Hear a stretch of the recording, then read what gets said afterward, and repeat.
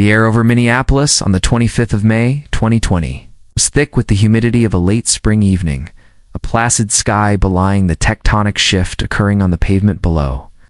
On the corner of Chicago Avenue and East 38th Street, a 9-minute and 29-second eternity unfolded, captured by the unblinking lens of a teenage girl's cell phone. The video, raw and brutally clear, did not need a narrator. It showed a man, George Perry Floyd Jr., pinned to the asphalt, the knee of a police officer. Derek Chauvin pressed firmly into his neck. It was a scene of clinical, unhurried lethality. The footage spread not like a ripple, but like a flash. Flood, surging through the digital veins of a nation already feverish with a pandemic and simmering political discontent. It was a visual confirmation of a story told for generations in black communities, a story of casual disregard for life, of power wielded without accountability. In living rooms and on glowing phone screens across America, the video played on a loop, each viewing a fresh trauma, a new spark on dry tinder. The nation held its breath, and then it convulsed.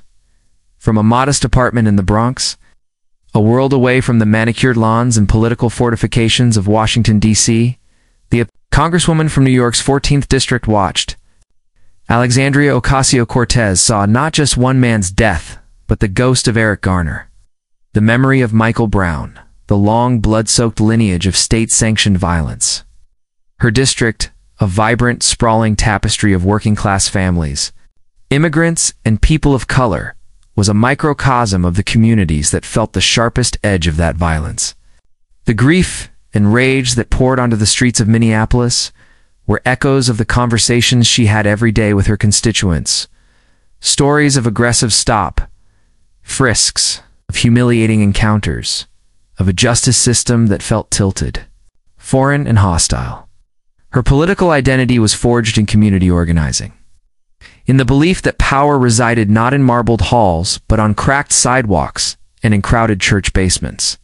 The video of George Floyd's death was not an abstraction, was a visceral affirmation of her entire political project. The response was not one of calculated political maneuvering, but of instinct. She went to the platforms where her voice was most direct, most unfiltered. On Instagram Live, her face framed by the familiar setting of her own kitchen or living room. She spoke not as a congresswoman reading a prepared statement, but as a New Yorker processing a shared trauma. She connected the dots, drawing a straight line from the legacy of slavery and Jim Crow to the doctrine of qualified immunity that shielded officers like Chauvin from civil liability. She spoke of budgets as moral documents, questioning the immense, ever-expanding share of public funds directed toward policing at the expense of schools, healthcare, housing, and mental health services. The phrase, defund the police, already a fixture in activist circles, began to enter the mainstream lexicon, and she did not shy away from it. She explained it not as a call for anarchy, but as a demand for a radical reimagining of public safety, a reallocation of resources away from militarized enforcement and toward the root causes of crime. Her words were a beacon for millions who saw the protests as a righteous and necessary uprising. Hundreds of miles to the south, in the deeply conservative, heavily forested terrain of northwest Georgia, another political force was watching the same images and seeing something entirely different. Marjorie Taylor Greene, at that time a primary candidate for Georgia's 14th congressional district, saw not a systemic failure, but an attack on the very foundations of American order. A business owner and a relative newcomer to politics, her identity was rooted in a pugnacious, unapologetic defense of what she saw as traditional American values. A worldview amplified by the fervent echo chambers of right-wing social media. To her, the blue uniform was a sacred symbol of a thin, fragile line separating civilization from chaos. The protests, which grew in size and intensity day by day, were not expressions of legitimate grievance, but violent riots orchestrated by anarchists and Marxists. The burning of a police precinct in Minneapolis was, in her eyes, a declaration of war on the nation itself. Her district was a world of church steeples, gun ranges, and Trump flags flying from pickup trucks. Her constituents, overwhelmingly white and rural, saw the police as their protectors, a bulwark against crime and societal decay. The language of systemic racism was alien, an academic accusation that felt like a personal indictment of their way of life. Greene's political rise was fueled by her ability to channel this feeling of persecution, this sense of a world gone mad. She took to Facebook, her videos raw and unfiltered, in a different way, in an intimate and explanatory, but fiery and accusatory. She did not see a grieving community. She saw a mob. She did not hear a call for justice. She heard a cry for destruction. In an Alexandria Ocasio-Cortez, she found the perfect antagonist. The avatar of everything she believed was wrong with the country. She saw a socialist who despised America, who sided with criminals over cops, who wanted to dismantle the institutions. That kept the country safe.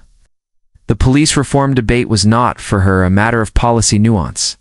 It was a battle for the soul of America, a holy war against the forces of darkness. And she was eager to enlist. The summer of 2020 burned with an intensity that seemed to warp the very air. The protests swelled, a multiracial, multi-generational tide of humanity that filled the streets of not just major cities, but small towns and suburban crossroads. Black Lives Matter Plaza was christened in Washington, D.C. A massive, defiant mural painted on the street leading to the White House. The names of the dead were chanted like prayers. George Floyd, Breonna Taylor, Ahmaud Arbery. The conflict was no longer confined to the digital realm. It was a physical, palpable presence in the nation's capital. Inside the marbled, air-conditioned halls of the United States Capitol, the two nascent visions of America were on a collision course. The Democratic-controlled House of Representatives, under pressure from the streets, moved with uncharacteristic speed. The Congressional Black Caucus, led by Representative Karen Bass of California, drafted a sweeping piece of legislation, the most ambitious federal police reform bill in a generation. It was named the George Floyd Justice in Policing Act. The bill was a dense, legalistic document, but its intent was revolutionary. It sought to fundamentally alter the relationship between law enforcement and the communities they served. It aimed to ban chokeholds and carotid holds at the federal level. It would ban no-knock warrants in federal drug cases, a direct response to the police killing of Breonna Taylor in her Louisville apartment. It would create a national registry of police misconduct, designed to stop officers fired from one department from simply being hired by another. It would mandate racial bias training and require the use of body cameras. And, in its most contentious provision, it sought to reform qualified immunity, the legal doctrine that made it extraordinarily difficult to sue individual police officers for constitutional violations. This was the heart of the matter, the legal fortress that Ocasio-Cortez and other progressives believed enabled a culture of impunity. For them, ending qualified immunity was not just a policy goal, it was a moral imperative. Without it, they argued, there could be no true accountability.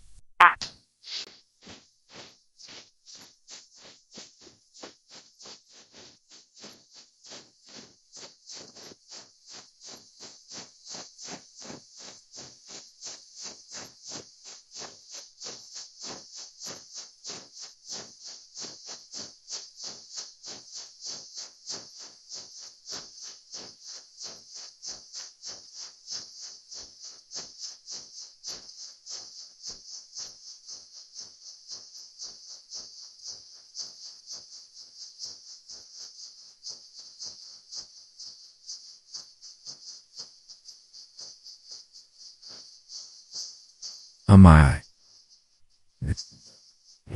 The with that web buffer to sit for the cell for the web and a sense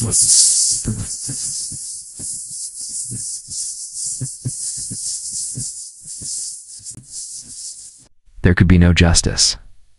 Alexandria Ocasio-Cortez became one of the bill's most passionate and visible champions. In committee hearings, she deployed the sharp analytical mind that had once served her well in science competitions. She was not the fiery orator of her Instagram streams, but a focused, precise inquisitor.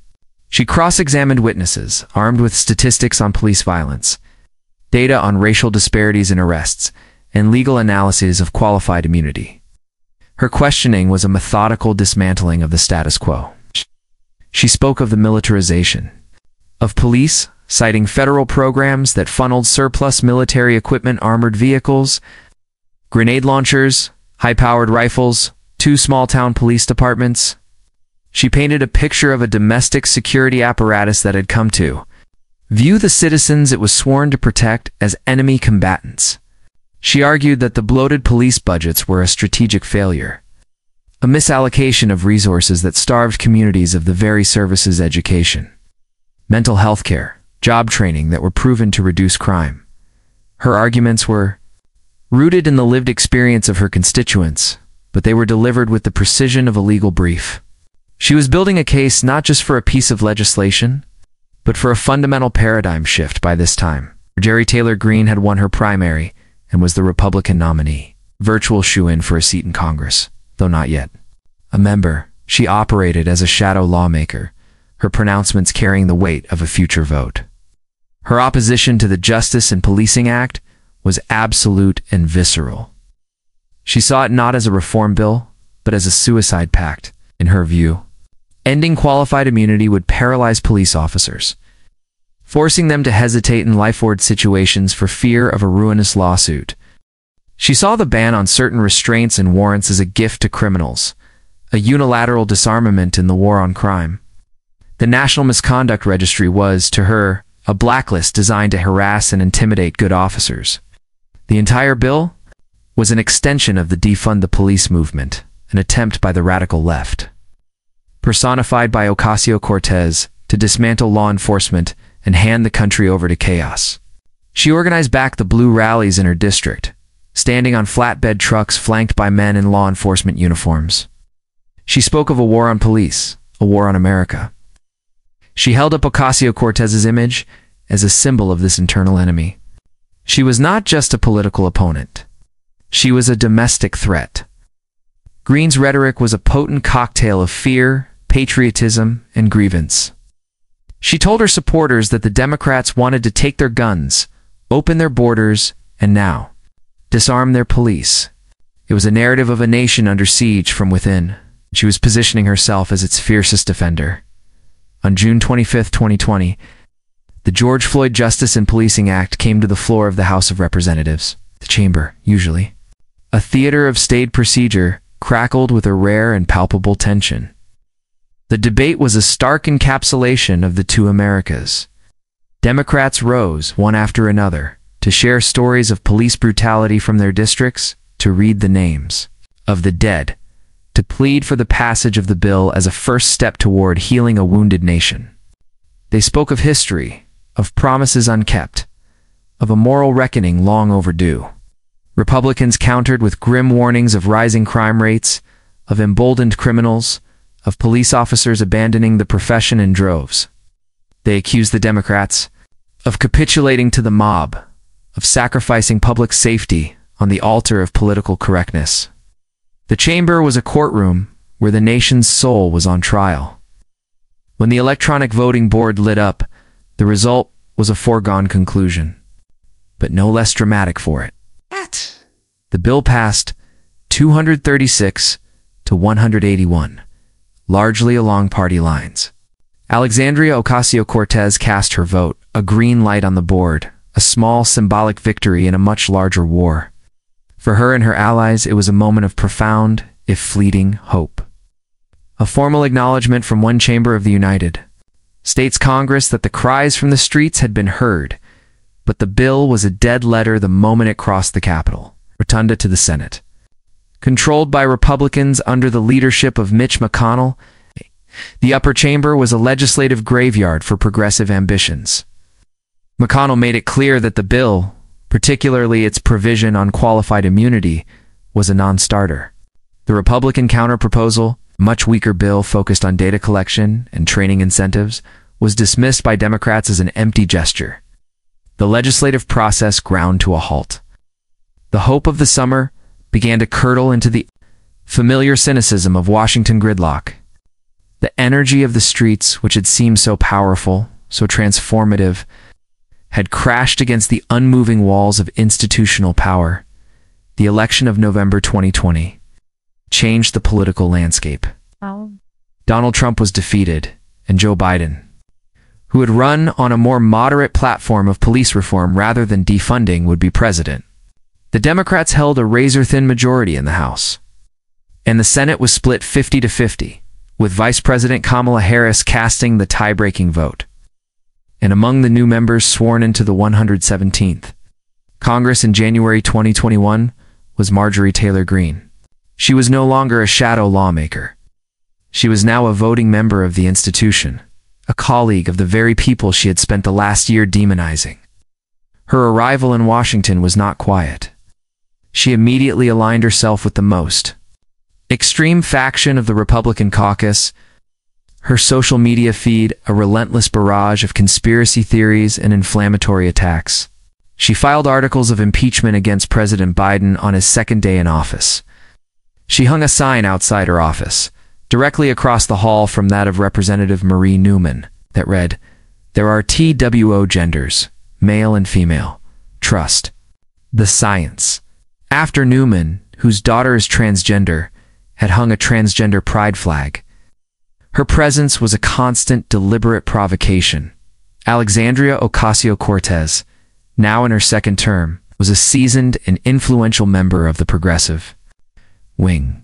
She had learned to navigate the intricate and often frustrating corridors of power. She understood that legislative change was a long, grinding war of attrition, not a single, glorious battle. The fight for the Justice in Policing Act was renewed, but the dynamics were different. With a Democratic president and nominal control of the Senate, there was a glimmer of a chance for a bipartisan compromise. A small group of senators, led by Democrat Cory Booker and Republican Tim Scott, began a series of painstaking negotiations, trying to find a middle ground on the intractable issue of qualified immunity. The conflict between Ocasio-Cortez and Greene was no longer a long-distance war of words. They now walked the same hallways, sat in the same chamber, their two irreconcilable Americas forced into close proximity. The tension was not just political, it was personal. In the spring of 2021, the confrontation that had been building for a year finally erupted. On the afternoon of May 12th, as Ocasio-Cortez was leaving the House chamber, Greene pursued her, shouting her name. According to multiple reporters who witnessed the event, Greene began to scream at Ocasio-Cortez, accusing her of supporting terrorists and Antifa, and challenging her to a debate on her signature Green New Deal proposal. Ocasio-Cortez did not engage. She kept walking, throwing her hands up in a gesture of dismissal. The image was a perfect metaphor for their entire dynamic. Greene, loud, aggressive, demanding a confrontation on her own terms. Ocasio-Cortez, refusing to legitimize the attack, walking away but radiating a palpable sense of indignation. Later, Ocasio-Cortez addressed the incident, framing it not as a political disagreement, but as an act of targeted harassment and verbal abuse. She spoke of a workplace environment that was becoming increasingly unsafe, where the threat of political violence felt real and imminent. She connected Greene's behavior to the broader political climate, a climate that had culminated in the storming of the Capitol just a few months earlier. For her, Greene was not just a gadfly. She was a symptom of a dangerous pathology that had taken root in the Republican Party, a politics that rejected dialogue in favor of intimidation. Greene, for her part, was unrepentant. She took to social media to double down, boasting of the confrontation and accusing Ocasio-Cortez of being a coward, afraid to defend her radical socialist beliefs.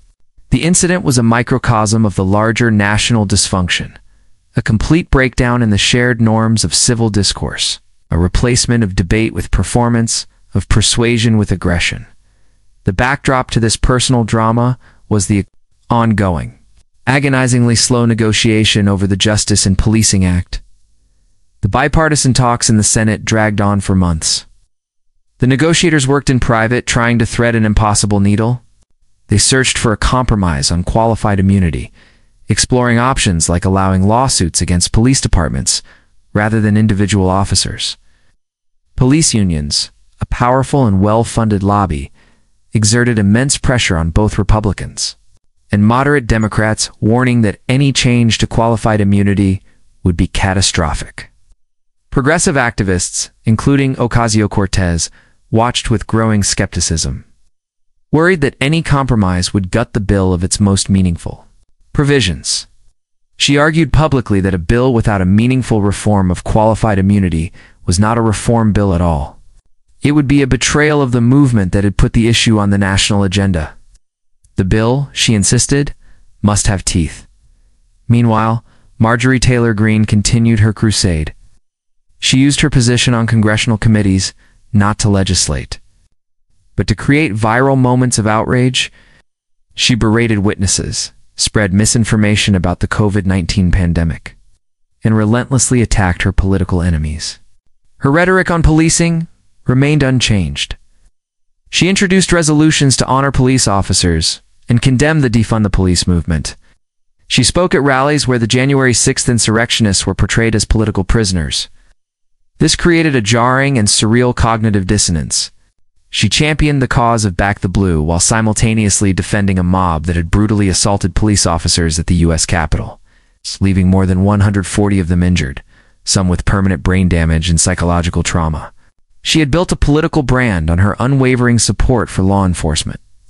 Yet she actively worked to minimize and excuse the worst mass assault on law enforcement in modern American history. This contradiction was not lost on Ocasio-Cortez and her allies. They saw it as the ultimate exposure of the cynicism at the heart of Greene's politics. Her support for law enforcement was not a principle. It was a political weapon to be deployed against Black Lives Matter protesters, but conveniently holstered when the violence was perpetrated by her own political tribe. Ocasio-Cortez, who had hidden in a bathroom in her office on January 6th, fearing for her life, spoke with raw, personal emotion about the trauma of that day. She talked about the Capitol police officers who had saved her life, and the profound betrayal they must have felt seeing members of Congress, who had incited the mob, then turn around and deny the severity of what had happened. The debate over police reform was now inextricably linked with the debate over the insurrection. For Ocasio-Cortez, the two were part of the same struggle, a fight for a consistent and equitable application of the rule of law, whether the person violating it wore a badge or a MAGA hat. For Greene, the two were entirely separate issues. The violence of January 6th was a patriotic protest gone awry. The violence in the streets in the summer of 2020 was a terrorist insurgency. The police were heroes when they were arresting protesters, but part of the deep state when they were arresting insurrectionists.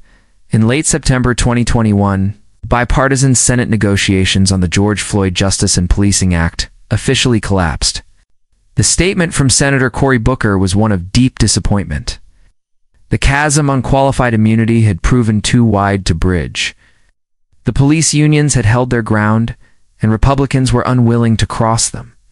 The most significant legislative effort to address police violence in a generation was dead. It was a crushing blow to the activists and lawmakers who had invested so much hope in its passage. The news landed with a thud in the halls of Congress, a quiet, anticlimactic end to a loud and tumultuous chapter. The window of opportunity, opened by the global outcry over George Floyd's death, closed. The failure of the bill marked a significant turning point. For Ocasio-Cortez, it was a bitter lesson in the limits of legislative power in a deeply polarized nation. The focus would have to shift back to executive actions, to state and local reforms, to the slow, unglamorous work of changing laws city by city, state by state. The grand systemic overhaul she had envisioned was, for now, out of reach. Her tone shifted from one of legislative hope to one of grim resolve. The fight was longer and harder than she had imagined, but it was not over. She continued to use her platform to advocate for the principles of the bill, to keep the issue in the public consciousness, to remind her followers that the problem had not gone away just because the legislation had failed.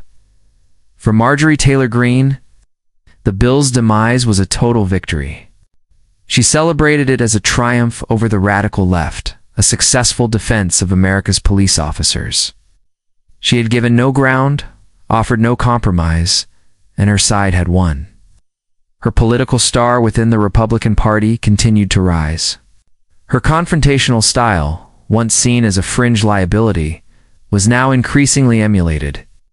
She had proven that in the modern GOP, there was a vast and hungry appetite for a politics of pure, unadulterated combat. She had successfully leveraged the police reform debate to build her national profile, to solidify her brand as the uncompromising warrior her supporters craved. But the narrative was not without its own twist, a fall from grace that was both swift and revealing. Greene's relentless stream of inflammatory rhetoric, which went far beyond the debate on policing to encompass conspiracy theories about school shootings, Jewish space lasers, and the 9/11 attacks, had created a growing backlash. Her embrace of political violence and her harassment of colleagues had crossed a line, even for some in her own party. In February 2021, just weeks after she was sworn in, the Democratic-led House took the extraordinary step of voting to strip her of her committee assignments. The vote was a formal, institutional rebuke of her conduct. It was a punishment that stripped her of the core functions of a legislator, the ability to craft bills, to conduct oversight, to participate in the detailed work of governance. 11 Republicans joined the Democrats in voting to remove her, a sign that her behavior had become untenable, even for a segment of her own conference. The moment was thick with irony. Marjorie Taylor Greene, who had styled herself as the ultimate defender of law and order, was formally condemned by the House for her role in undermining the rule of law and the basic norms of civil society. She was rendered a lawmaker in name only, a member with a vote, but no real power to shape legislation. Her fall was not a complete political exile. In many ways, it only enhanced her status as a martyr figure among her base, freeing her up to spend even more time on media appearances and fundraising. But it was a fall from institutional grace nonetheless. She had been deemed unfit for the responsibilities of her office by a bipartisan vote of her peers. She became a spectator in the very committees where Alexandria Ocasio-Cortez continued to work, questioning witnesses and shaping policy. The firebrand was now on the outside looking in, her power confined to the realm of rhetoric. While her nemesis remained a player in the arena of governance, the story ends not with a resolution, but with a stark, unresolved tableau of the American political condition. The George Floyd Justice and Policing Act remains a ghost, a monument to a moment of possibility that passed. The fundamental conflict over the nature of justice, policing, and American identity rages on, as intractable as ever. Police reform continues in a piecemeal fashion, patchwork of local ordinances and departmental policy changes, lacking the force and uniformity of federal law. Qualified immunity remains the law of the land. In the Bronx, Alexandria Ocasio-Cortez continues. Her work holding town halls, meeting with community leaders, her focus now a long game of building power from the ground up. She speaks of injustice with the same passion. But her words are now tempered by the hard-won knowledge of the immense structural impediments to change. She embodies a vision of America struggling to be born a multiracial, pluralistic democracy, constantly striving to live up to its founding ideals. In Georgia and on the national stage, Marjorie Taylor Greene continues her performance. Her voice a fixture on right-wing media, her rallies a potent display of cultural grievance. Stripped of her committees, her influence is not legislative but cultural, a constant stoking of the fires of division. She embodies a different vision of America, one that sees itself under siege, that yearns for a past it perceives as purer and stronger, and that views compromise not as a virtue, but as a form of surrender. The two women, products of the same nation, yet inhabitants of different realities, remain locked in their symbolic conflict. They are two poles of a fracturing country, their unresolved battle over police reform a mere symptom of a much deeper, more profound schism. There is no neat conclusion, no final verdict. The courtroom is the nation itself, and the trial is ongoing, the central agonizing question. What is justice, and for whom? Hangs in the air, unanswered, a persistent and troubling echo in the divided soul of the Republic. The case of Ocasio-Cortez versus Greene is not just about police. It is about the very definition of America, a case whose final arguments have yet to be made, and whose judgment will be rendered not in a single verdict, but in the slow, uncertain, and perilous unfolding of history itself. The ethical dilemma is not confined to the halls of Congress. It resides in the heart of every citizen, forced to choose between two fundamentally different paths, two irreconcilable futures. With the fate of the nation hanging precariously in the balance, the silence that followed the death of the George Floyd Justice and Policing Act was not one of peace, but of exhaustion and strategic retreat.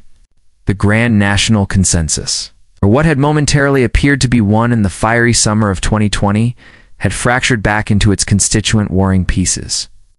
The momentum, once a mighty river, carving a new path through the political landscape, now seeped back into the parched earth of partisan gridlock, leaving behind a residue of bitterness and unfulfilled promises. The great televised battle was over, and the long, unglamorous war of attrition resumed. In Washington, the failure was absorbed into the city's institutional memory, another casualty of a divided government, another chapter in the endless story of thwarted ambition. But outside the Beltway, the wounds that the bill had sought to bandage remained open, and the fundamental conflict it addressed continued to pulse just beneath the surface of American life. For Alexandria Ocasio-Cortez, the outcome was a confirmation of a hard truth she had long understood, that the structures of power were designed to resist fundamental change, especially change demanded from the bottom up. The legislative defeat was not an endpoint, but a data point, a piece of evidence in her larger argument that the system itself was not merely broken, but working as intended to protect entrenched interests. Her focus, by necessity, became more diffuse. The grand singular goal of a federal overhaul was replaced by a multi-front campaign. She used her formidable social media presence not just to lament the bill's failure, but to educate her followers on the specific mechanisms of its demise: the Senate filibuster, the power of police union lobbying, the role of corporate campaign donations. She was turning a legislative loss into a teachable moment, attempting to arm her movement with a more sophisticated understanding of the battlefield. Her narrative shifted from "we must pass this bill" to "we must change the system that prevented this bill from passing" was a subtle but profound pivot from a legislative tactician to a long-term movement builder. She traveled to other districts to support progressive candidates, arguing that changing the law required first changing the lawmakers. She held town halls in the Bronx and Queens that were part policy seminar, part group therapy session, allowing constituents to voice their frustrations with a political process that seemed impervious to their pain. She continued to speak of budgets as moral documents, scrutinizing city and federal spending, relentlessly asking the question, could the money spent on an armored vehicle for a small town police force have been better used on a mental health clinic, an after-school program, a public library? She was playing the long game, planting seeds that she hoped would one day grow into a forest, even if she would not be the one to see it reach maturity. Marjorie Taylor Greene, by contrast, saw the bill's failure as a resounding vindication. She had stood firm against the radical socialist tide and had won. She took a victory lap on conservative media, portraying herself and her allies as the brave defenders of the thin blue line, who had saved the nation from chaos and anarchy. The defeat of the Justice and Policing Act became a key talking point. In her fundraising emails, a testament to her effectiveness as a fighter for her constituents' values, her removal from her committee assignments, far from chastening her, had unshackled her. No longer bound by the tedious work of legislative markups and policy hearings, she was free to become a full-time culture warrior, a roving ambassador for the MAGA movement. Her days were a whirlwind of podcast interviews, cable news hits, and rallies where she was greeted as a conquering hero. She refined her political method, which was not one of persuasion, but of polarization. Every issue was an opportunity to cleave the world into two camps: patriots and traitors, the righteous and the damned. She perfected the art of the political stunt, using her physical presence in the Capitol as a stage. She would trail her political opponents down hallways, camera phone in hand, attempting to provoke a reaction that could be clipped and broadcast to her base as evidence of the left's arrogance and corruption. Her power was not in her vote, which was now just one of 435, but in her ability to command attention, to set the agenda for the outrage cycle that fueled right-wing media. She understood that in the modern attention economy, notoriety was a currency more valuable than legislative seniority. While Ocasio-Cortez was trying to build a new world, Greene was masterful at burning down the old one, and her supporters loved her for it. The contradiction of her back, the blue stance coexisting with her defense of the January 6th rioters, who had brutalized police officers, was not a hypocrisy to be reconciled. It was a feature of her political identity. It signaled to her followers that her loyalty was not to an institution like law enforcement in the abstract, but to her tribe. The police were worthy of support only when they were enforcing the correct order, her order. When they were arresting her allies, they became agents of the deep state, and thus the enemy. It was a fluid, tribal morality that was perfectly legible. To her base, the political stasis in Washington did not mean the issue of policing went away. It continued to erupt in sporadic, tragic flashes across the country. And with each new viral video of a violent police encounter, the two congresswomen would retreat to their familiar corners. Their responses, a predictable, ritualized replay of their core beliefs. The debate was no longer about a specific bill, but about the interpretation of reality itself.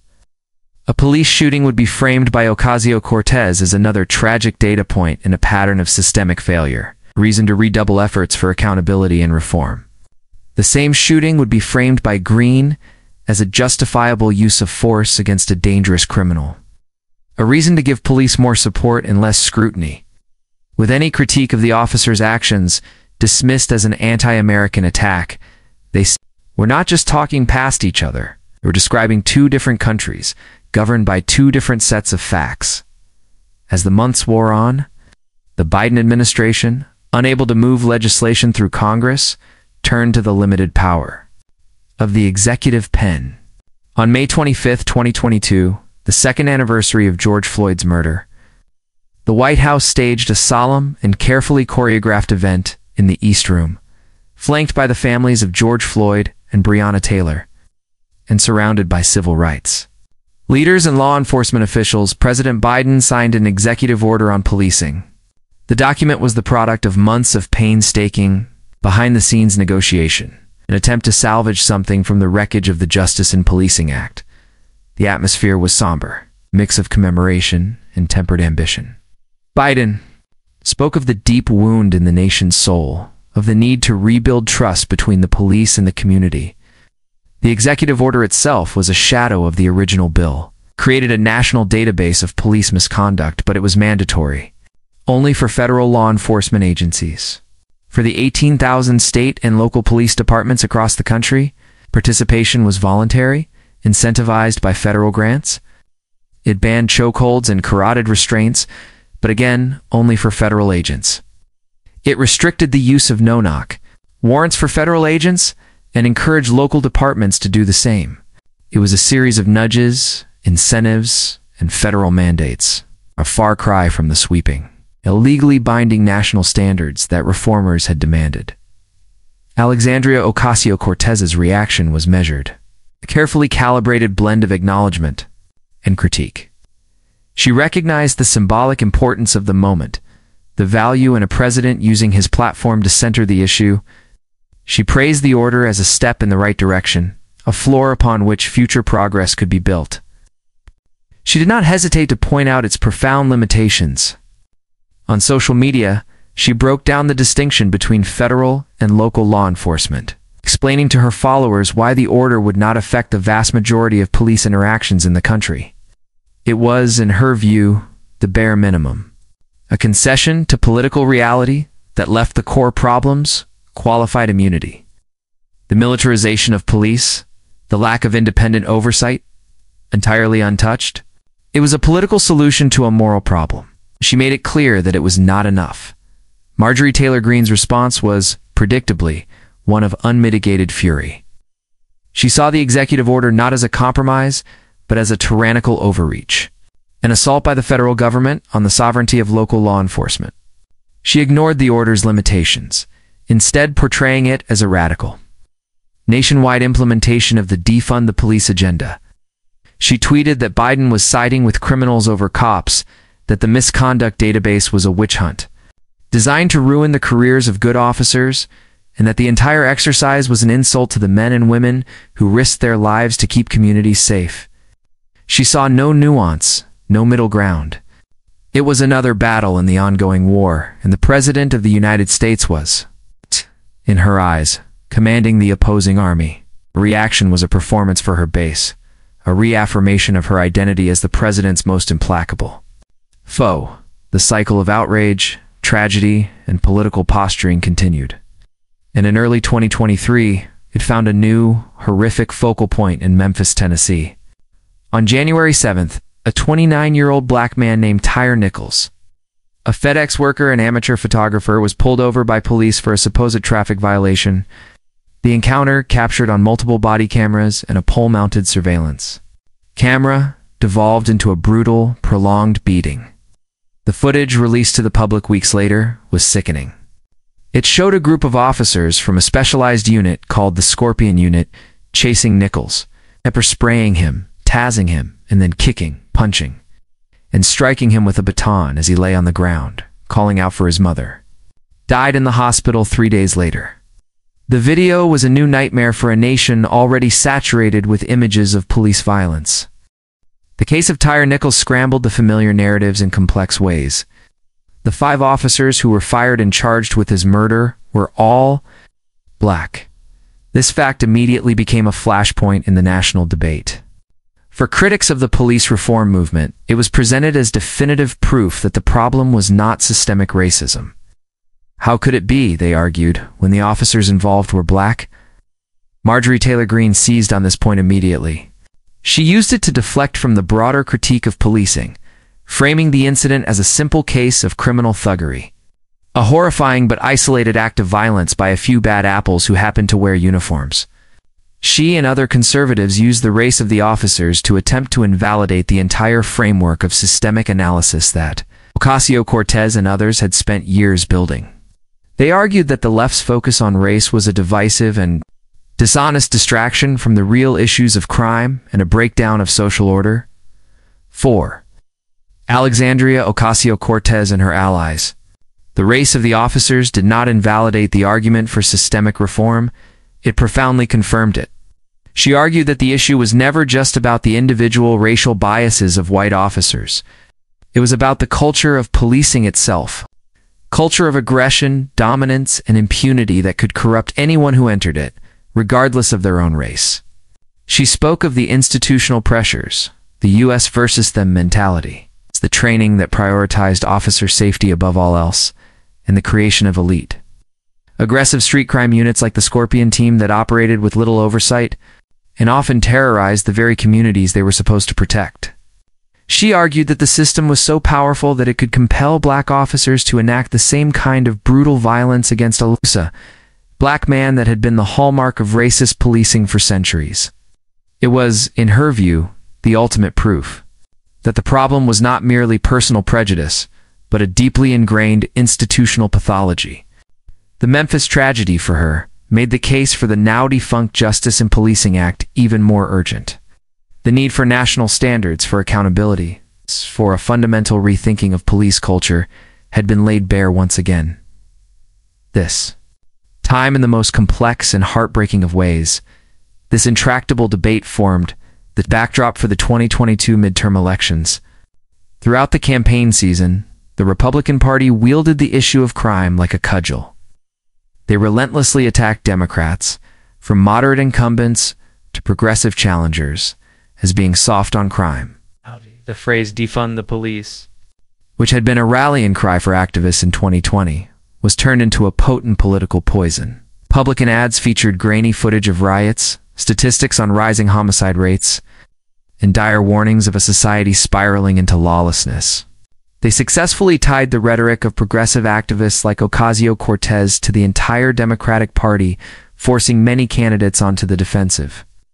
The strategy was brutally effective. It tapped into a real and legitimate public anxiety about crime, and it exploited the internal divisions within the Democratic Party between its progressive and moderate wings. Marjorie Taylor Greene was a central figure in this campaign. She traveled the country, appearing at rallies for MAGA-aligned candidates. Her message, a simple and powerful one. The Democrats want chaos, we want order. She spoke of cities being overrun by criminals, of prosecutors who refuse to prosecute, of a justice system turned upside down. Back the Blue rhetoric was a cornerstone of her appeal, a promise of a return to a tougher, more punitive approach to law and order. The election results were a mixed bag, but they delivered one crucial outcome. Republicans narrowly recaptured control of the House of Representatives. The red wave that many had predicted did not fully materialize. But the shift in power in the lower chamber was a seismic event. It meant an end to the Democratic legislative agenda and the beginning of a new era of divided government, one defined by investigation, confrontation, and gridlock. And for Marjorie Taylor Greene, it meant a stunning reversal of fortune. The first test of the new Republican majority came in January 2023. With the election of a new Speaker of the House, the Republican leader Kevin McCarthy expected a smooth coronation. Instead, he was plunged into a political nightmare. A small hard-right faction of his own party, many of them members of the Freedom Caucus, refused to support him. They saw him as too moderate, too much a part of the Washington swamp. The election dragged on for 4 agonizing days and 15 ballots, a spectacle of Republican dysfunction broadcast live to the world on C-SPAN. It was the longest speaker contest in 164 years. The House was paralyzed, unable to swear in its members or conduct any business. And in the middle of this chaos, a new power broker emerged, Marjorie Taylor Greene, in a move that stunned many observers. Greene, the ultimate anti-establishment firebrand, became one of Kevin McCarthy's most vocal and effective allies. Well, her Freedom Caucus colleagues held out. She worked the floor, cajoled members, and took to the media to whip votes for McCarthy. She was seen on the House floor, phone pressed to her ear, reportedly with Donald Trump on the line, urging reluctant members to fall in line. She had made a strategic calculation. She realized that her power would be greater as an insider in a McCarthy-led majority than as a perpetual bomb thrower on the outside. Her support was not given for free. She was part of the group that negotiated a series of rule changes and concessions from McCarthy that would empower the hard-right flank of the party for the next 2 years. On the 15th and final ballot, McCarthy finally secured the gavel. But he was a speaker in name only, a hostage to the very faction that he had needed to win power, and Marjorie Taylor Greene received her reward. One of the first acts of the new Republican leadership was to restore her to her committee assignments. But she was not just restored, she was elevated. She was given a seat on the powerful House Oversight Committee, the main investigative body of the House, which was gearing up for a series of politically charged investigations into the Biden administration. And, in a move that drew gasps of disbelief and outrage from Democrats, she was also appointed to the Committee on Homeland Security. The irony was staggering, a plot twist so profound it felt like a work of political fiction, yet it was starkly, undeniably real. The very member who had been stripped of her committees for her rhetoric questioning the 9/11 attacks, for her apparent endorsement of political violence against her opponents, and for her downplaying of the January 6th domestic terror attack on the Capitol, was now a member of the committee tasked with protecting the United States from terrorism and overseeing the security of the nation's borders and infrastructure. Alexandria Ocasio-Cortez and other Democrats were apoplectic. They held press conferences denouncing the appointment as a dangerous and cynical betrayal of the committee's purpose. They read Greene's past statements into the congressional record, creating a jarring juxtaposition between her own words and the solemn responsibilities of her new role. Ocasio-Cortez called it a national security threat, arguing that placing someone who had trafficked in conspiracy theories and flirted with political violence in a position of oversight over the Department of Homeland Security was like putting an arsonist in charge of the fire department. It was, she argued, a sign that the Republican Party was no longer a serious governing party, but a vehicle for chaos and nihilism. But the protests were futile. the new Republican majority held firm. Speaker McCarthy defended the appointments, arguing that Greene represented her constituents and deserved a seat at the table. For Greene, it was the ultimate vindication, the final, triumphant chapter in her fall and rise. She had been cast out, and now she was back, more powerful than before. She sat in the Homeland Security Committee hearing room, a place of immense institutional power and gravity, the official seal of the United States behind her. She was no longer just a voice on social media. She was a formal participant in the nation's security apparatus, the power to question the Secretary of Homeland Security, to access sensitive information, and to shape the national conversation. On threats to the country, the story of the police reform debate had reached a new, more perilous stage. The conflict personified by Ocasio-Cortez and Greene was no longer just a legislative disagreement or a culture war skirmish. It had been fully integrated into the formal structures of American governance. The unresolved ethical dilemma was no longer simply about which vision of justice would prevail. It was now about the integrity of the institutions themselves. The fall from grace had been reversed, replaced by an ascent that challenged the very norms of political accountability. The conflict had moved beyond the street, beyond the House floor, and into the secure hearing rooms where the nation's most sensitive business was conducted. The unresolved question was no longer just whether the nation could agree on how to police its people, but whether its own government could be protected from the political forces that seemed determined to undermine it from within. The narrative continues, not toward resolution, but toward a deeper and more profound state of uncertainty. With the characters of this American drama now holding positions that make the stakes of their irreconcilable conflict higher and more dangerous than ever before,